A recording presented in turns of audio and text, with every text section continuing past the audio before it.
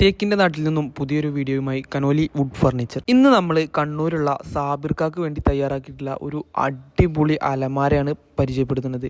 നിലമ്പൂർ നാടൻ തേക്കുഡിൽ ഫുൾ കാതലിൽ ചെയ്തുകൊണ്ടിരിക്കുന്ന ഒരു അലമാരയാണിത്. നമ്മളെ ഫാക്ടറിയിൽ ഏറ്റവും കൂടുതൽ ചെയ്യുന്നത് ബെഡ്റൂം സെറ്റാണ്. അതിൽ തന്നെ നമ്മൾ പല വെറൈറ്റിയിൽ വാർഡ്രോബുകൾ ചെയ്യുന്നുണ്ട്. സാധാരണ ഒരു ഫർണിച്ചർ ഐറ്റം ചെയ്യണ പോലെ ഒരു വാർഡ്രോബ് ചെയ്തെടുക്കാൻ കഴിയൂല.